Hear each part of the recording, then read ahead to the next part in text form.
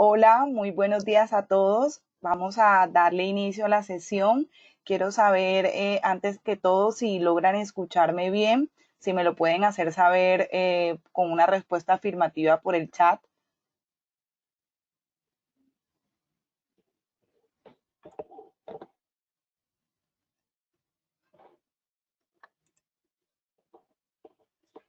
Listo. Antes que nada, pues agradecerles por conectarse a este espacio que es especialmente diseñado para ustedes. Em, Vamos a darle inicio al webinar que hoy es por parte de la FAYAR sobre análisis de los modos de transmisión del COVID-19. Quien les habla es Melisa Sarmiento, coordinadora operativa del capítulo norte en Acaire. Acaire es quien actualmente tiene a cargo la Secretaría Ejecutiva de la FAYAR. Entonces, antes de iniciar, voy a dar algunas recomendaciones para las personas que a esta hora se están conectando. Entonces, recomendamos tener los micrófonos silenciados, tener las cámaras de video apagadas para no restarle calidad a la videollamada. Para la sesión de preguntas podrán irlas escribiendo por el chat y al finalizar el webinar dispondremos de un espacio para responder todas las inquietudes que nos sean posibles. Les recomendamos no interrumpir al conferencista y para las personas que experimenten algún problema de conexión, les recomendamos salir y volver a ingresar a la plataforma. Si definitivamente no logran resolver esos problemas de conexión, tengan la tranquilidad de que van a poder revivir el webinar en el canal de YouTube de Acaire, ya que la sesión va a ser grabada. Y por último, pues quiero recomendarles que las personas que empiecen a conectarse, lo ideal es que se logueen con un nombre y un apellido que nos logre identificarlos como participantes, no con nicknames. Y pues esas son las recomendaciones que tenemos para el desarrollo del webinar. Sin más preámbulos, pues vamos a darle la bienvenida al ingeniero Manuel Gameiro.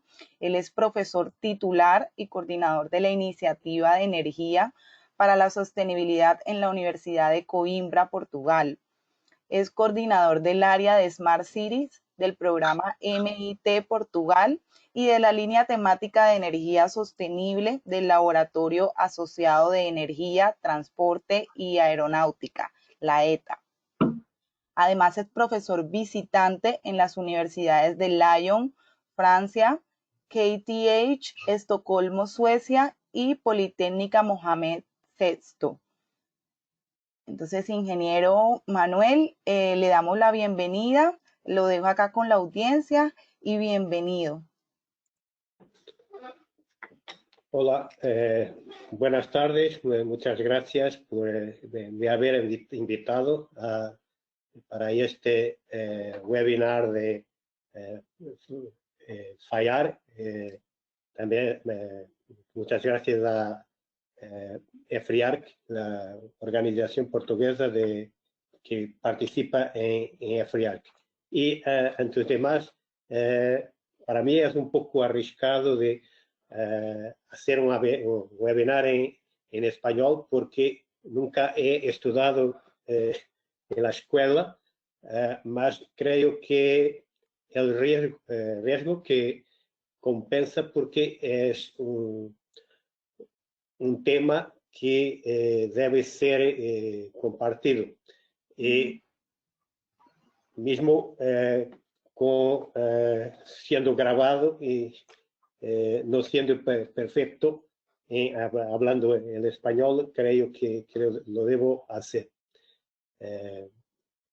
El título del webinar es un análisis de los modos de transmisión de COVID-19 y la razón por qué he decidido de escribir un artículo sobre esto era que no concordaba de todo con lo que se decía y lo que nos decían para hacer como medidas de protección por la COVID-19, tanto a nivel internacional con la Organización Mundial de Salud y también al nivel nacional en Portugal, de donde se siguió lo que decía la Organización Mundial de Salud.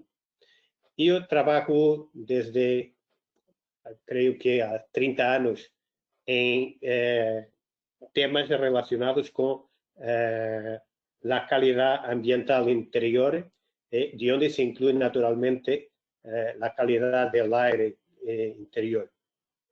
Y me recordaba de haber asistido a algunas ponencias sobre los modos de transmisión por aerosoles.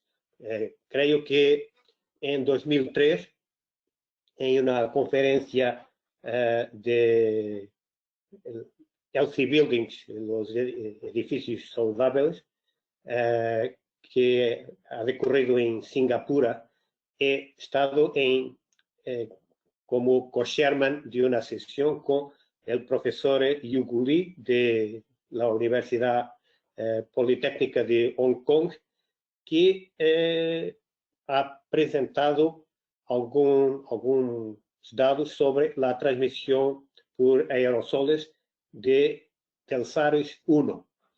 Y cuando he comenzado a escuchar que el SARS-2 no se transmitía por los aerosoles, las partículas en suspensión, he desconfiado mucho.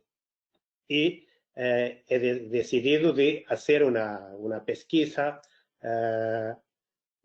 y comencé a ficar convencido que lo que decía no estaba correcto.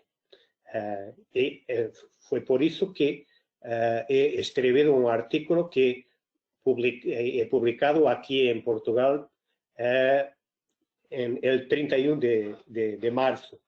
Y creo que después fue una lucha durante cerca de un mes y poco, hasta que las autoridades portuguesas han decidido de recomendar finalmente la máscara como una medida importante de protección contra los modos de transmisión por aerosoles. Ok, aquí creo que ahora nos tenemos como que una guerra y que es importante que conozcamos quién es el enemigo, que es el virus, el SARS-CoV-2. Este slide, el segundo slide, es sobre todo para vermos cuáles son las dimensiones del SARS-CoV-2. Un momentito para... ok.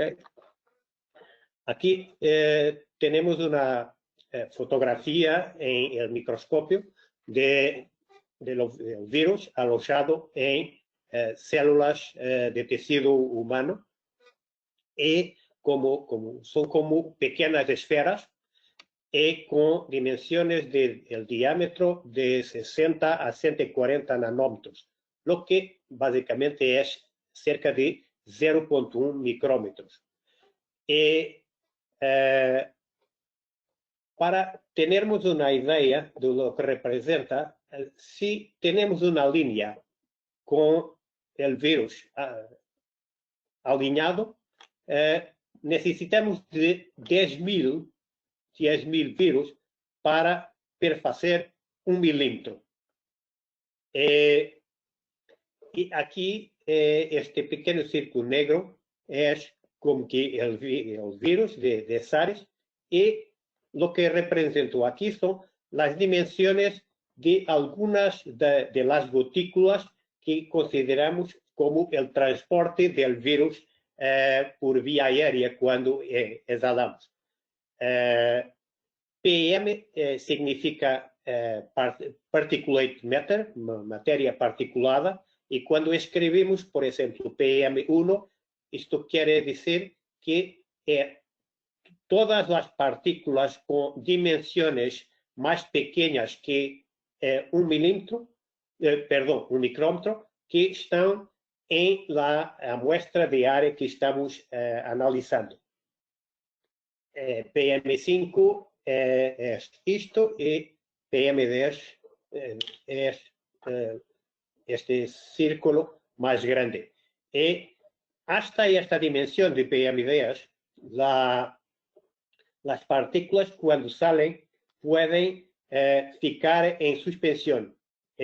Nosotros que cuando exhalamos podemos exhalar partículas hasta 300 micrómetros. Y por aquí es la comparación con un cabello. Y lo que podemos decir es que el virus es 60 veces más pequeño que el grosor de un cabello.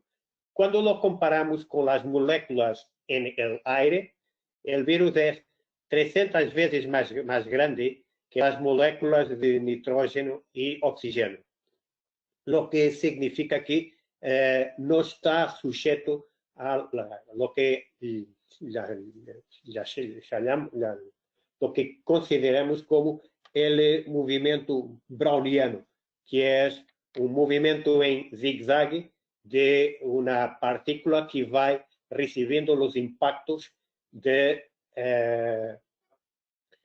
las moléculas del medio de donde está, mas siendo 300 veces más grande, no es influenciado por esos impactos. Así que va siguiendo las líneas de corriente del flujo de donde está en el aire.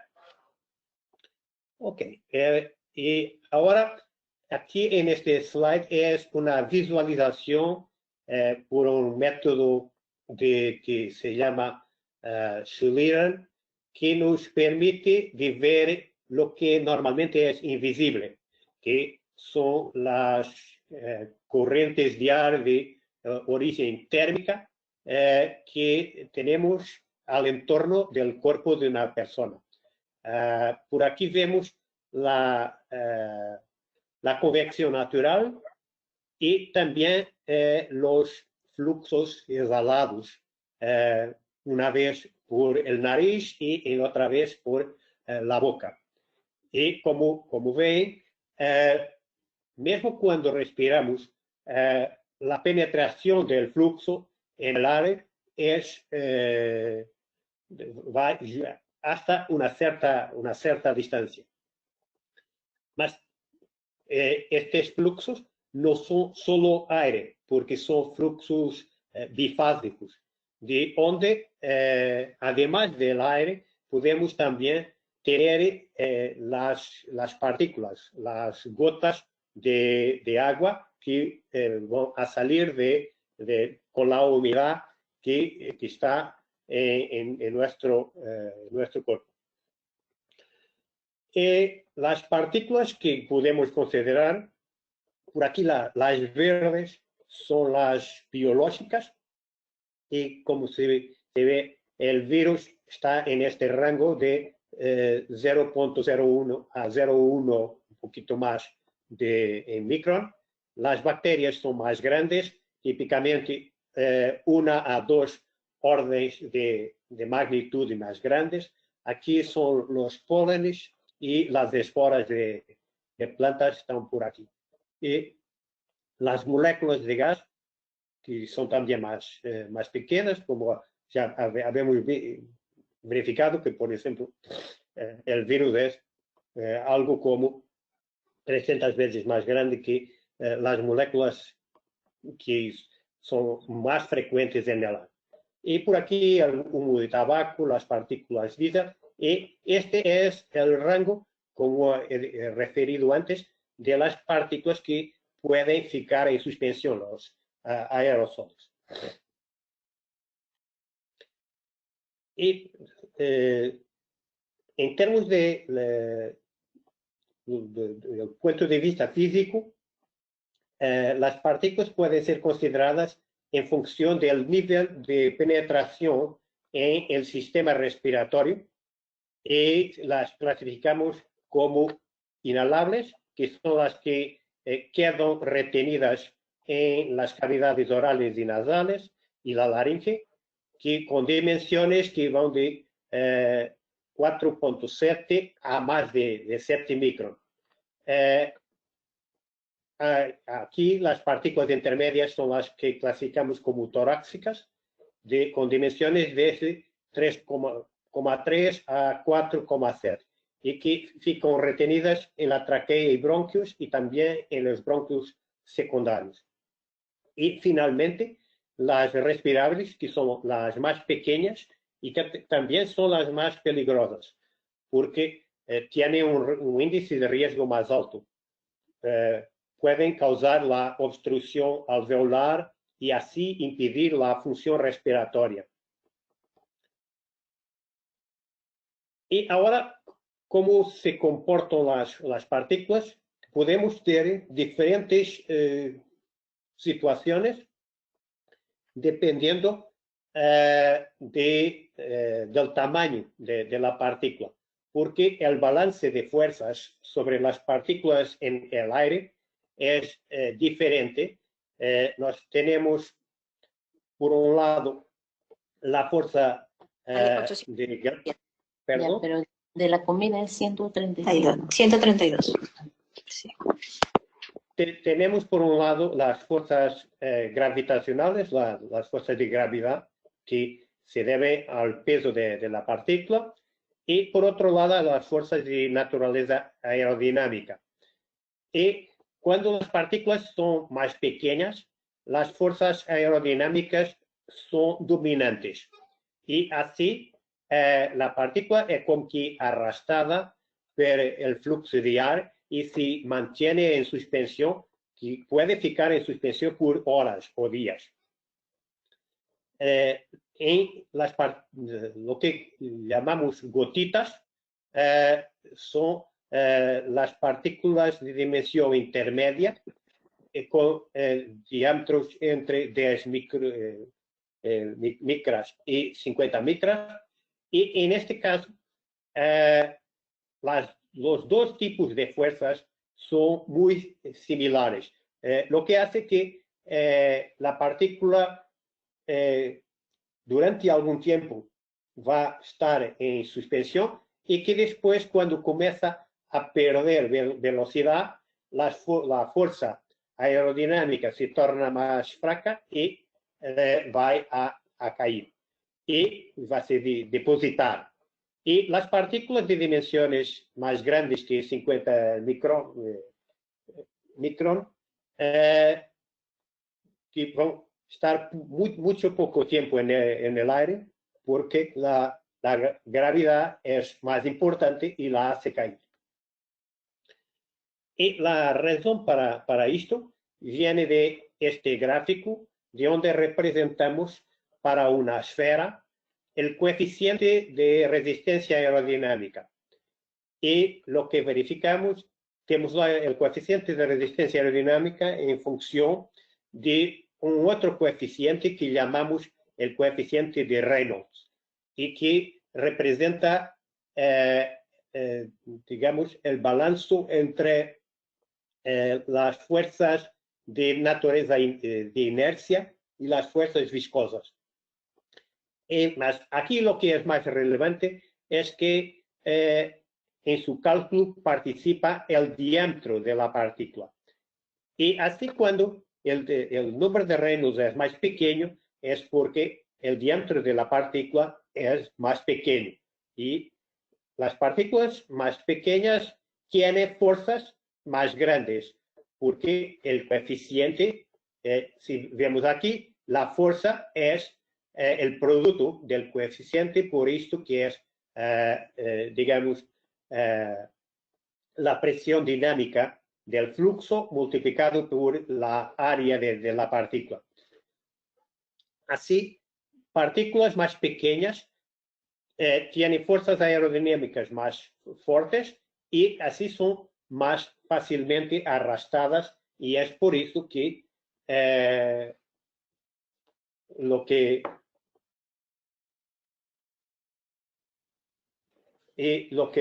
se pasa es que efecto en suspensión. Dependiendo si superfície da partícula é lisa ou áspera, podemos ter comportamentos diversos. E, por exemplo, uma pelota de golfe é rugosa para que este regime que chamamos de regime crítico, onde há uma queda brusca del coeficiente, ocurra antes, y así la pelota puede ir más largo en el golf. Ok. Ahora, esto es lo que se pasa en términos de cuando tenemos partículas o gotitas que son exhaladas en los eventos respiratorios de una persona. Y tenemos aquí el número de partículas en función de su tamaño para un estornudo, para un evento de tos y para cuando estamos hablando. Esta escala es una escala logarítmica porque el número de partículas cuando tenemos un estornudo es mucho más grande do que cuando tenemos tos o mismo cuando estamos hablando. Y como pueden ver, cerca de mitad del número de partículas es de las partículas que pueden se transformar en aerosoles, que pueden se quedar en suspensión en el aire. Y por aquí, en función de la dimensión, tenemos el tiempo de suspensión. Y partículas de la dimensión más pequeña pueden ficar por varios días en suspensión.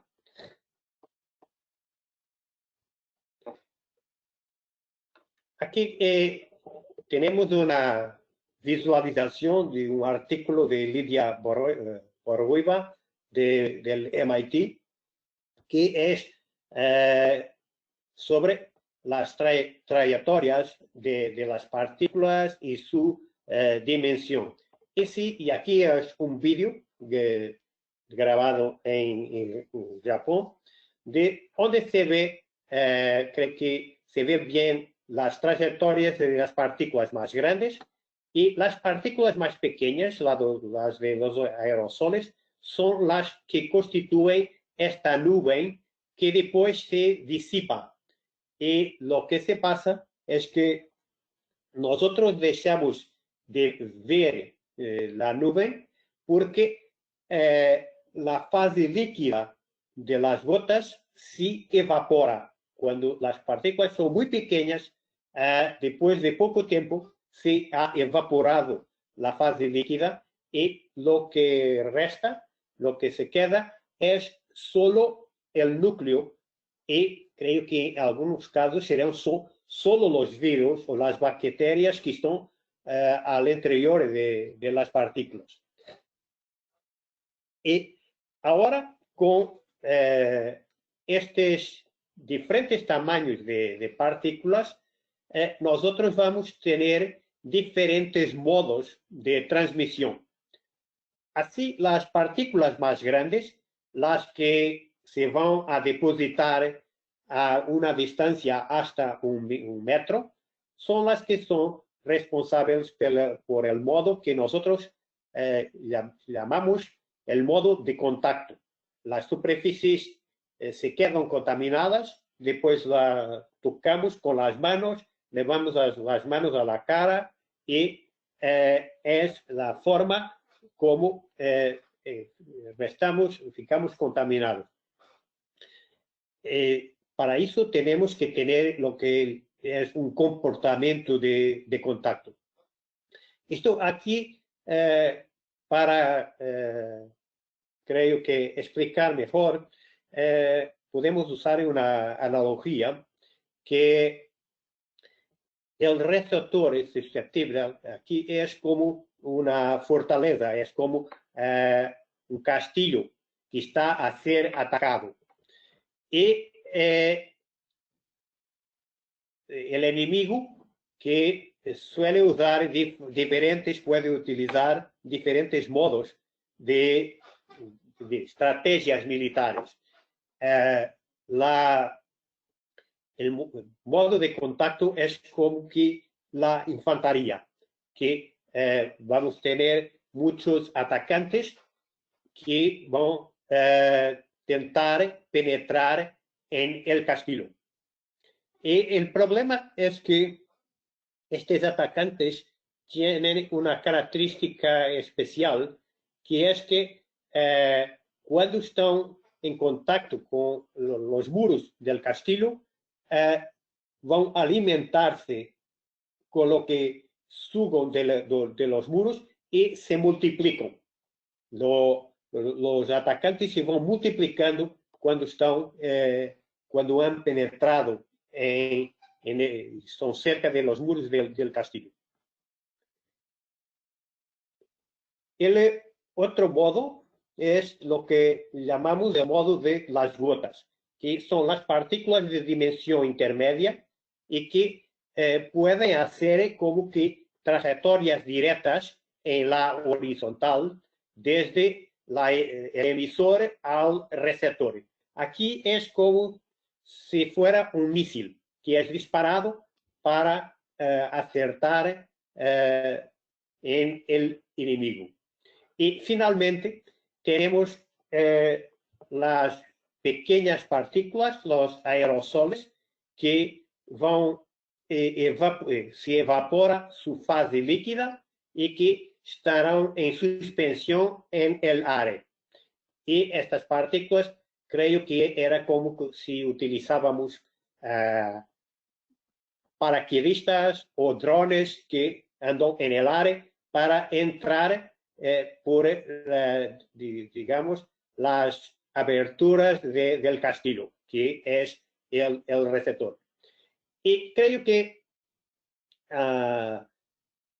los casos de virus, de epidemias virales anteriores, en la OMS se decía que este modo no era muy importante. Y creo lo que hace la diferencia ahora es que la capacidad de se multiplicar del virus SARS-CoV-2 es mucho más fuerte. Un laboratorio de microbiología en Alemania ha descubierto que el SARS-2 se multiplica algo como 1000 veces más durante el periodo de incubación que el SARS-1. Y así la carga viral que vamos a tener en los aerosoles es mucho más fuerte. Y cuando estamos hablando de calidad del aire, lo que importa, los efectos de los poluentes, los contaminantes, están sobre todo relacionados con la dosis. Y la dosis es la concentración multiplicada por el tiempo de exposición. Y creo que nosotros nos quedamos infectados si la dosis es más grande que lo que llamamos el límite de infecciosidad. El límite de infecciosidad no es necesariamente el mismo para todos, porque algunos tienen un sistema inmunitario más fuerte. Más ahora con este virus creo que la gran diferencia es la carga viral que tenemos en todas las partículas, más sobre todo en los aerosoles, porque en los aerosoles que ahora es de tal modo que este modo puede tener puede ser importante. Después debemos de ver más tarde cuál es la importancia que creo que tiene. Y aquí tenemos la relación entre los tipos de partículas y su tamaño y las medidas de protección que podemos aplicar.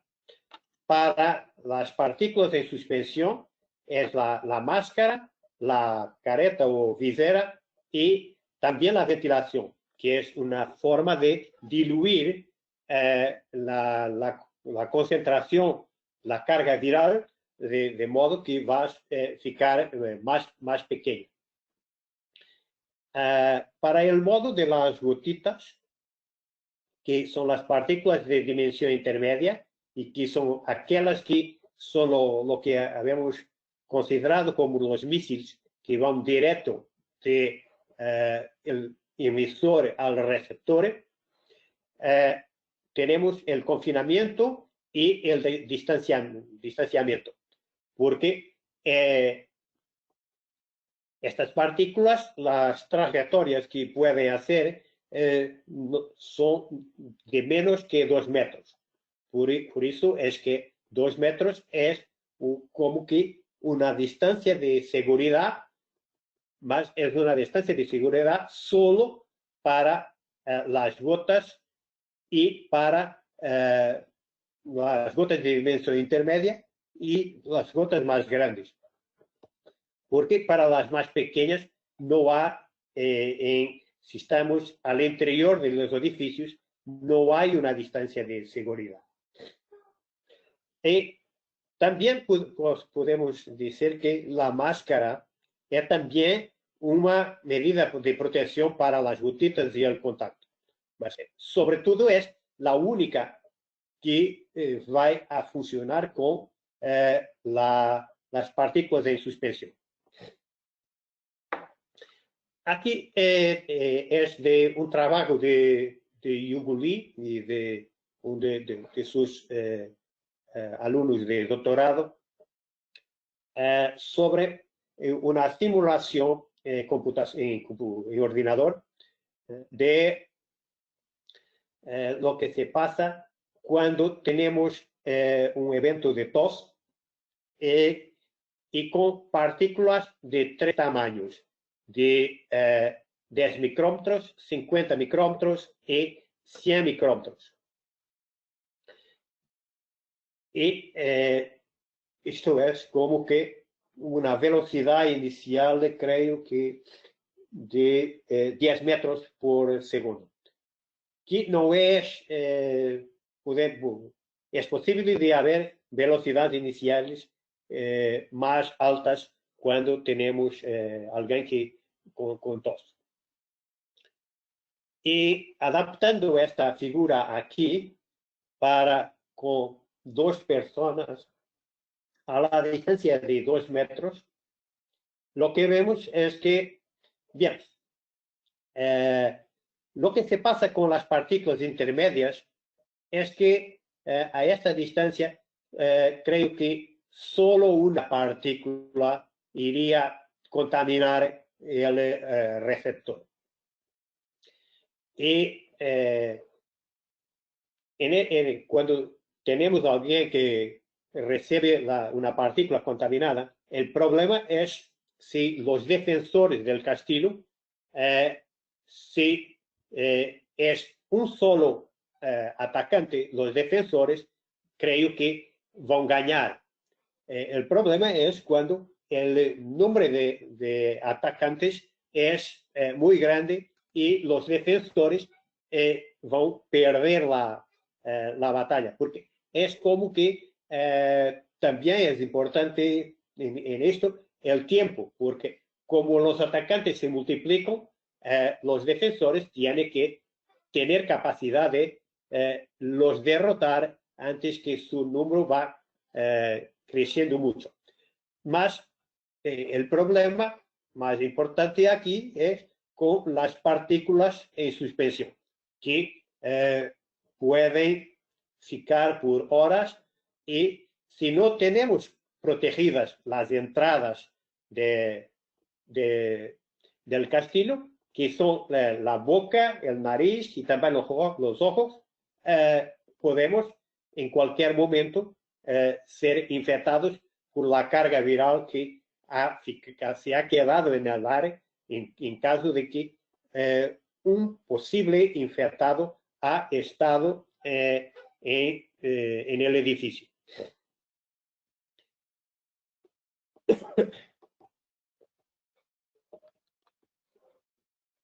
Y aquí es una simulación de...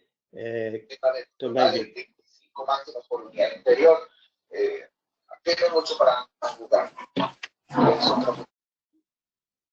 Perdón, no, creo que es mejor que después que escribo las cuestiones en el chat. Y aquí lo que se ve, las partículas rojas son las más pequeñitas. Y aquí las amarillas son las grandes que se van a depositar. Y las rojas son las pequeñitas y hasta después de 20 minutos se ve que no son solo las personas que son más cerca que corren el riesgo de ser infectadas. Todas las personas en la sala pueden ser infectadas. Sí, y por eso tienen que estar protegidas con máscara para evitar que se pase algo así. Y aquí podemos ver el efecto de una máscara, porque la máscara tiene dos efectos. Por un lado,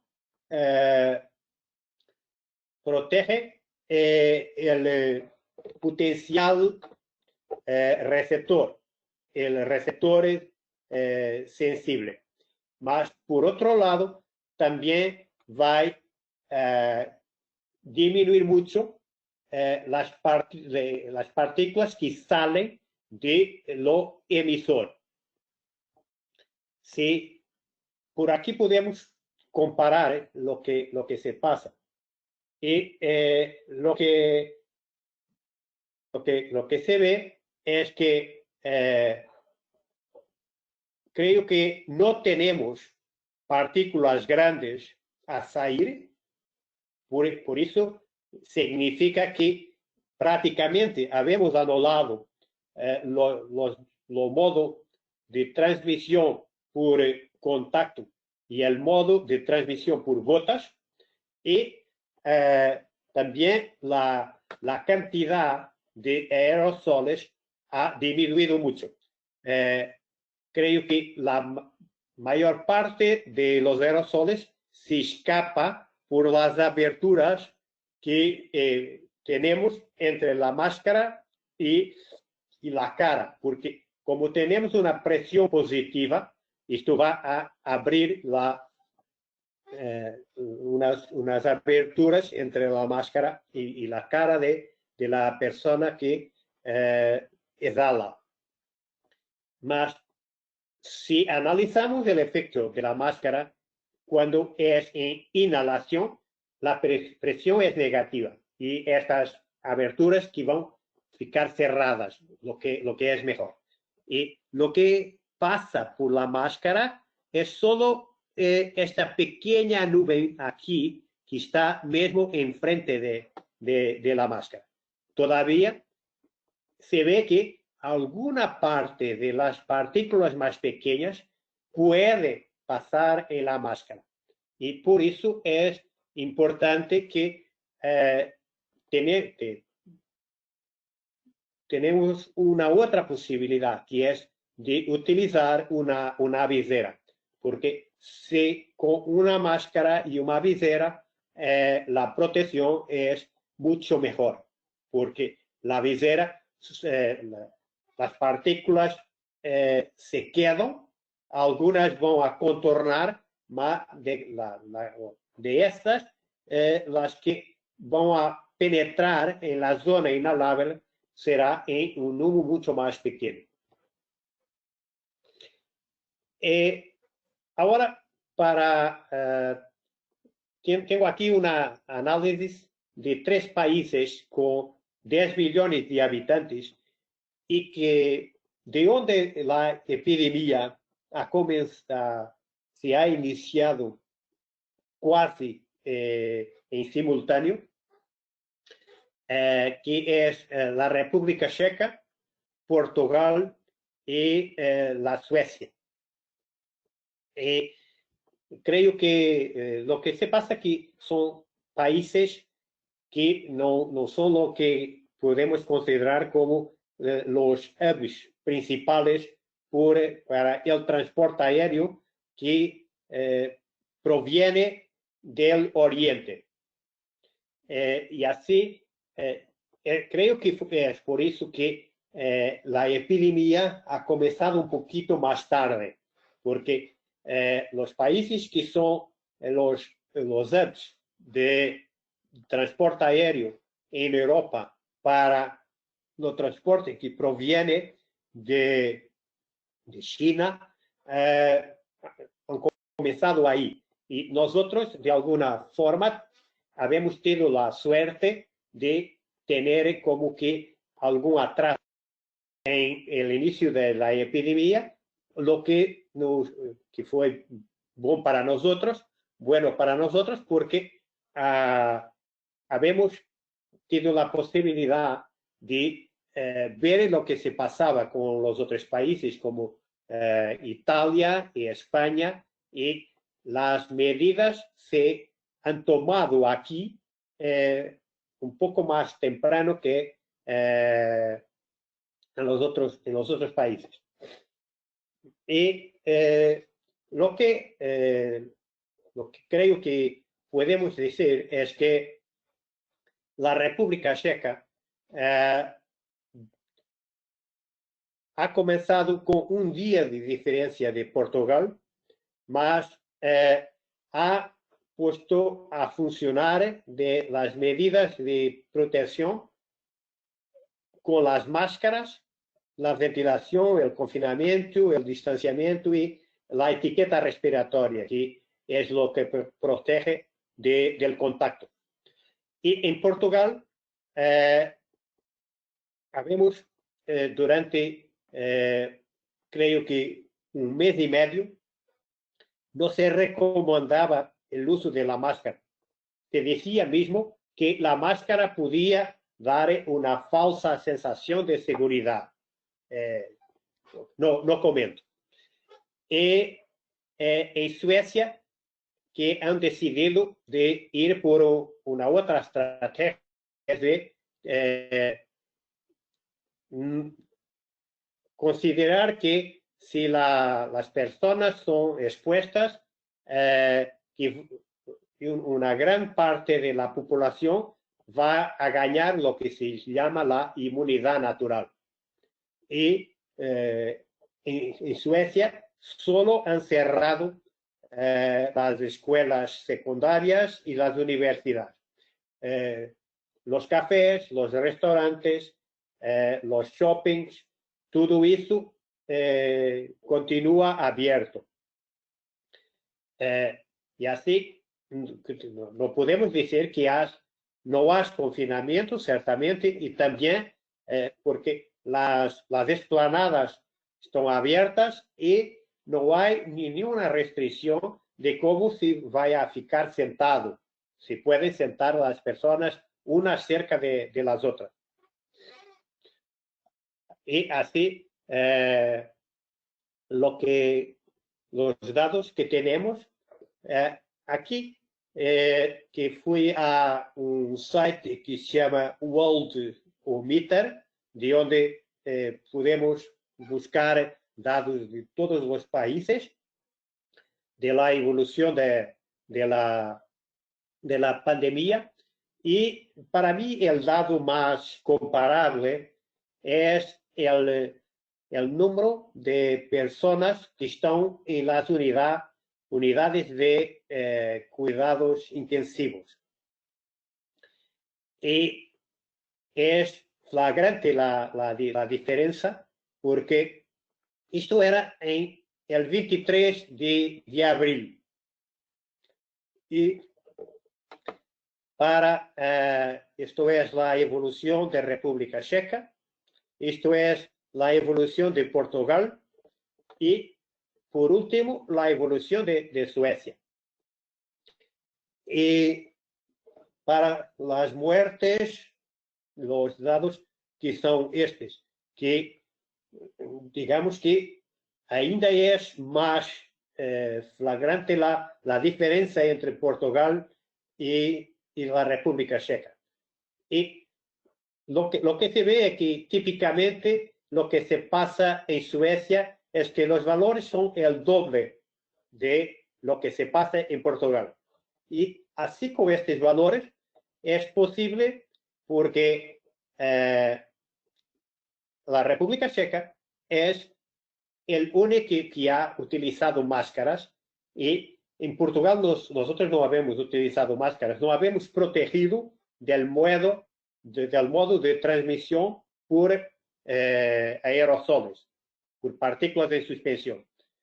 Y como se ve, es que utilizando los dados de Portugal y de República Checa, llegamos a la conclusión que las partículas de suspensión deben representar algo como 64% de la transmisión.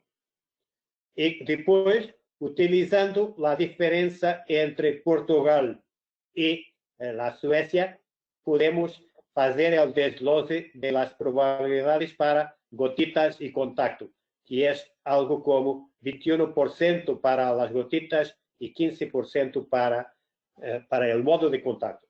Y la principal conclusión es que, exactamente al contrario de lo que decía inicialmente la Organización Mundial de Salud, el modo de aerosoles no es de todo despreciable y creo que es exactamente el más importante. En conclusión, creo que lo que diría es que debemos, si posible, evitar las reuniones cara a cara, mas si de todo tenemos que hacerlas, debemos utilizar máscaras. Y siempre que vamos para los espacios interiores con ocupación humana, esos espacios deben estar fuertemente ventilados y exclusivamente con aire fresco para disminuir las concentraciones del virus y, por tanto, reducir el riesgo de infección. La diferencia entre los espacios interiores y los espacios exteriores es que cuando estamos en los espacios exteriores, los ultravioletas de la luz del sol van como que después de algún tiempo destruir el virus, mas no es instantáneo. Y así, si vamos a algún local de donde esperamos que va a estar mucha gente, debemos también utilizar máscara, porque hay un riesgo mayor de haber una concentración viral más alta. Y, o sea, cuando planificamos una salida a espacios llenos de gente, debemos así usar una máscara y, si es posible, una visera. Porque las máscaras quirúrgicas, las máscaras normales, no son completamente efectivas para prevenir las partículas más pequeñas. Mas si son usadas en conjunto con la visera facial, la efectividad aumenta sustancialmente. Y quienes trabajan en lugares públicos y que en principio, la dosis va a ser más alta porque puede tener un riesgo más alto, puede tener una probabilidad más alta, debe certamente utilizar una máscara y también una visera.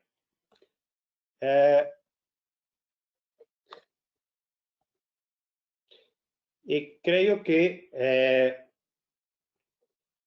por ahora estas son las referencias que he utilizado para la ponencia. También en la plataforma ResearchGate es posible de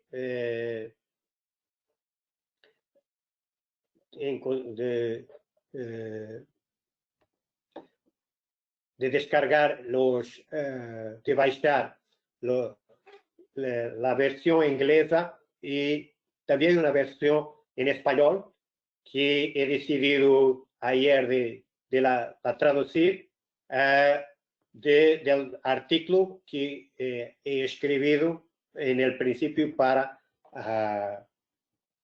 digamos, defender mi perspectiva sobre la necesidad de haber un uso generalizado de máscaras para la población. Por ejemplo, en Corea del Sur, la epidemia que fue muy bien contenida y Corea del Sur no ha decretado un confinamiento general de la población, pero todavía toda la población ha utilizado máscaras desde el principio. Y también han tenido una perspectiva de donde han intentado de cortar todas las líneas de transmisión. Y Corea del Sur ha tenido solo 5 muertes por millón de habitantes, lo que es notable. Creo que la medida más efectiva, más do que todo, es el uso generalizado de máscaras y de viseras. Ok, y solo una cosa, porque creo que en esta versión he perdido un slide, que tenía un slide sobre la cuestión del aire acondicionado, aumentar o no la transmisión de COVID. Y creo que, porque hace un artículo sobre un restaurante en Guangzhou. Y la cuestión es que el aire acondicionado no va a añadir la carga viral, solo va a distribuir de una u otra forma la carga viral. No creo que sea una buena idea de decir que la carga, el aire acondicionado va a contribuir para diseminar. No contribuye de todo. Lo que hace en Facebook y en LinkedIn he escrito algo sobre esto y he dado una analogía. Si tenemos un serial killer con una pistola con 6 balas en una sala de espectáculo en el palco y si va a disparar las 6 balas, creo que no hay diferencia entre el número de muertes si dispara las 6 balas para la primera fila o para la última en la sala. Lo que se pasa es que cuando tenemos los fluxos del aire acondicionado, estamos a distribuir de una u otra forma diferente la carga viral, mas no estamos a añadir nada en términos de carga viral. Ok, y muchas gracias por su atención. Ingeniero Manuel, a usted muchísimas gracias por ser facilitador de este espacio. Vamos a abrir la sesión de preguntas para responder las inquietudes de los participantes. Entonces, las pueden ir escribiendo o pueden abrir el micrófono para preguntarle directamente al... Creo que aquí una pregunta sobre lo tiempo en que los virus pueden sobrevivir. Lo que se pasa es que en los Estados Unidos han hecho un un estudio de comparación entre la SARS-2 y la SARS-1 en términos del tiempo de sobrevivencia. Y lo que han concluido es que en los aerosoles es posible un tiempo de sobrevivencia hasta 3 horas, pelo menos. Lo que, porque el virus es muy resistente a la temperatura. En Francia han testado el virus y, por ejemplo, 60 grados, 3 horas a 60 grados, no aniquila el virus. Tiene que ser algo como 80 o 90 grados. Y lo que debe hacer es, sobre todo, de proteger de la entrada. Hay una otra pregunta sobre la humedad. La humedad, creo que el virus tiene como que una protección de grasa. Y si la humedad es un poco más alta, eso destabiliza esta camada de grasa. Por eso, no debe evitarse ambientes muy secos.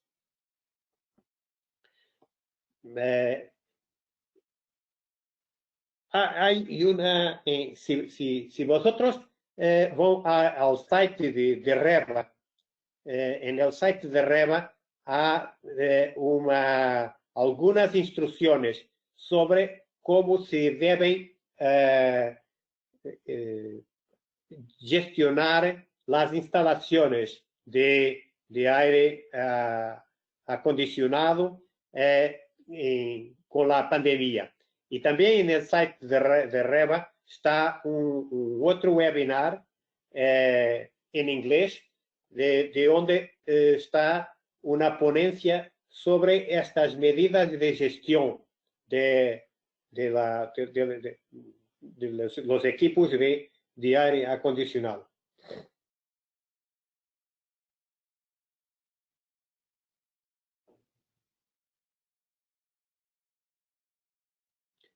Sí, Pero ahora, perdón. ¿te puedo hacer una pregunta? Sí. Hola, Eduardo. ¿Qué tal? ¿Cómo ha pasado? En países de clima tropical, donde todos los espacios usan 100% aire acondicionado, ¿usted cree que debemos cambiar los diseños para que ahora se usen 100% aire exterior, aparte de la separación, aparte de la distancia social? Es decir, porque yo tengo una inquietud grandísima, que es la contaminación cruzada que habrá en los locales interiores, porque este virus no se va a ir y va a permanecer mucho tiempo, o sea, hasta que nosotros tengamos los anticuerpos y podamos combatirlo, pero yo creo que va a ser un problema terrible para todos esos espacios, principalmente en los países de clima tropical. Tanto restaurantes, oficinas, todo está climatizado, de tal manera que hay 100% del exterior, ¿no? Sí, lo que creo es que, digamos que por tener un aire acondicionado que trabaja en el espacio, nosotros no vamos a añadir carga viral. La carga viral viene de los infectados. Y creo que tenemos que tener un valor más alto de aire exterior para disminuir la carga viral. Por ahora, nosotros también no sabemos cuál es el valor del nivel del límite de infecciosidad. Y por eso no te sé decir si debemos pasar de 30 metros cúbicos por hora para 40 o para 50, o si 30, por ejemplo, es suficiente. Mas creo que lo que está en las normas en términos de los requisitos de Arnuevo debe ser pelo menos cumprido eso para debemos de evitar una situación de recirculación total. Por ejemplo, en la habitación, si tenemos un split, lo que diría es que podemos continuar utilizando el split, más de tiempo a tiempo debemos abrir las ventanas para haber entrada de ar nuevo. Y había una cuestión sobre el filtrado EPA.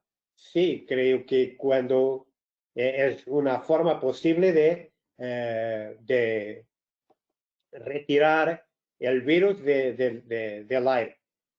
Claro que después tiene que tener cuidados muy especiales en la sustitución del filtro.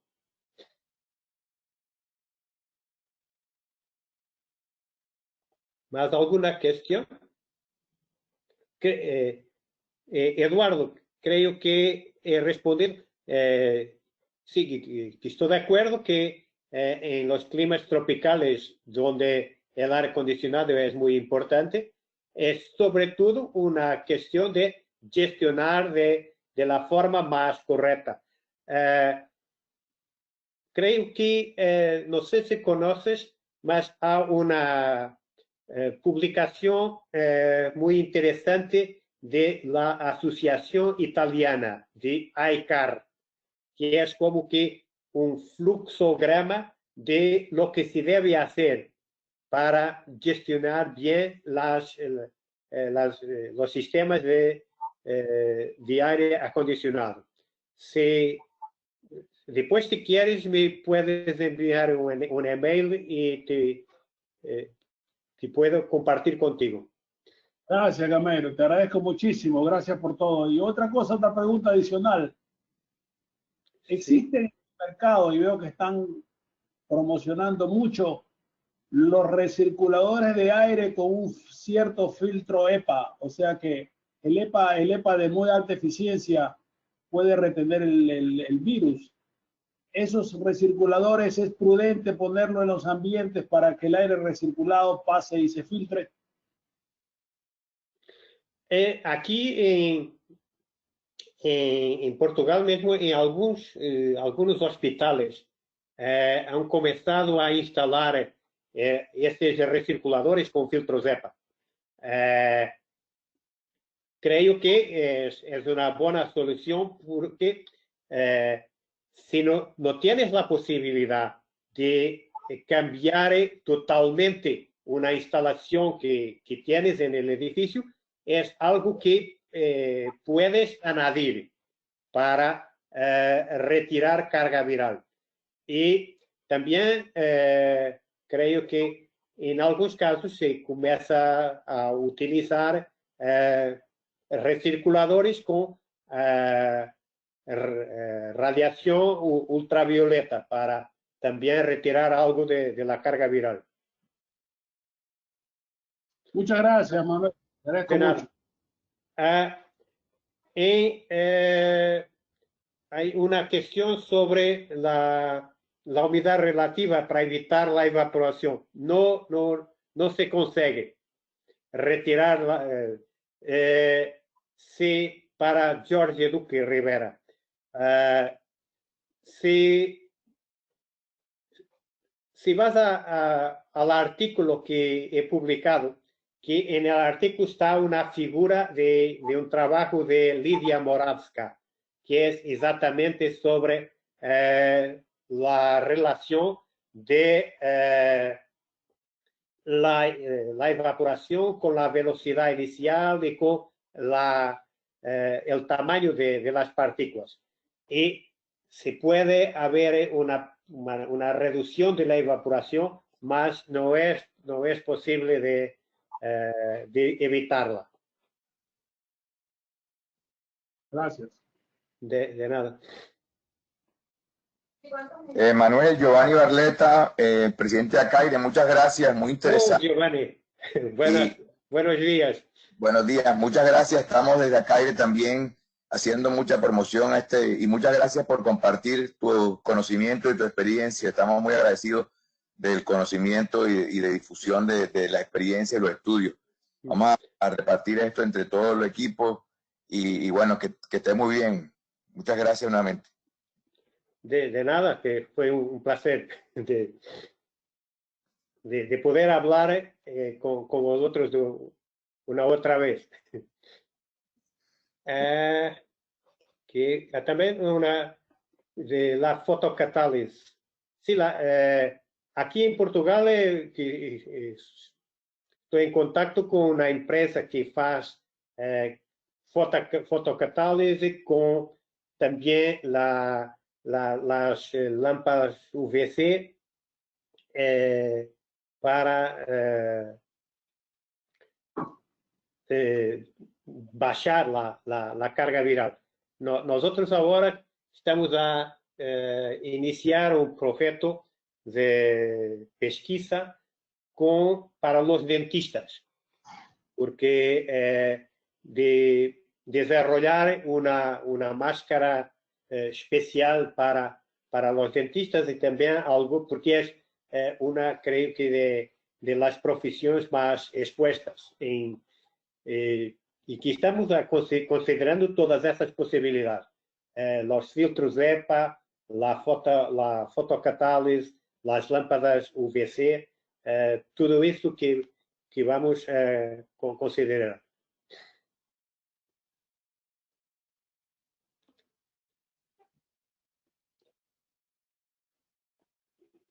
Creo que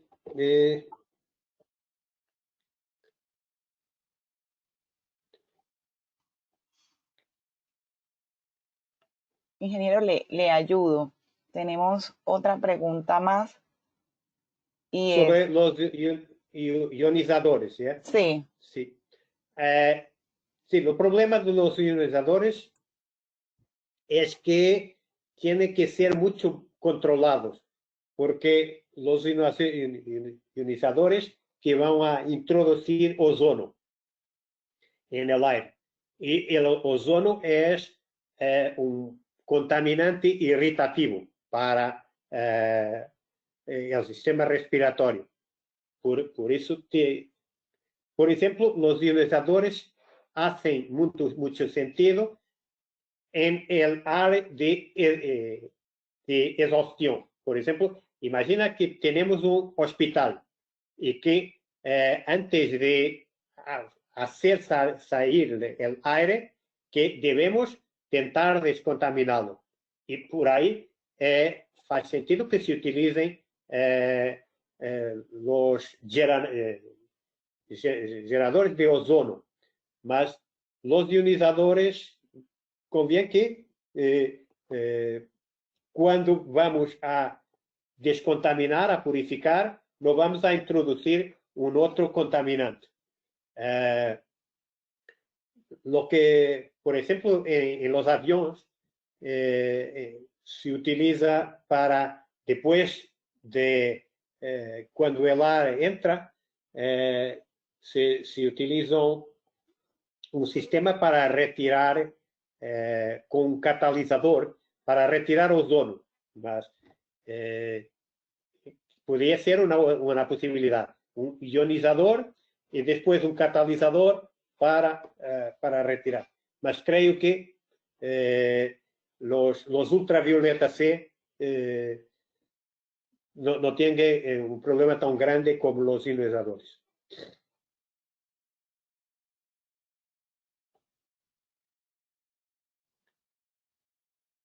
Creo que de las que están en el chat he respondido a todo, ¿no?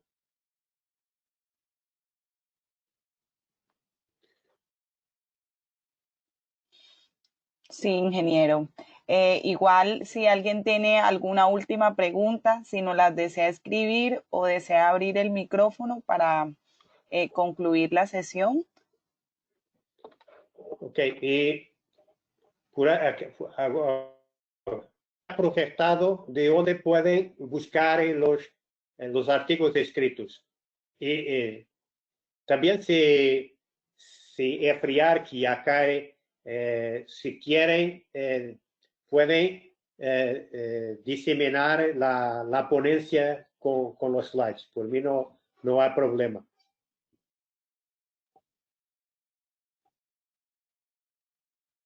Listo, ingeniero, muchas gracias. Creo que esas fueron todas las preguntas que tenían los participantes. Le agradecemos mucho nuevamente su participación en este tipo de espacios. Esperamos contar con usted para futuras actividades, y a los participantes les decimos nuevamente que la grabación de la sesión la vamos a colgar en el canal de YouTube de La Fallar. Igual nos pueden escribir al correo en el caso de que lo quieran en video, y nosotros les compartimos la información. Ingeniero, que tenga una feliz tarde y un feliz resto de día a usted y todos los participantes.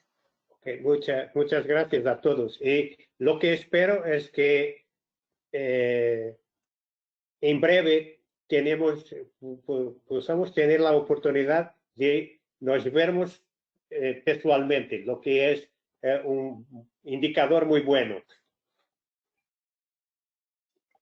Listo, ingeniero. Feliz tarde. Hasta luego. Hasta luego. Feliz tarde también.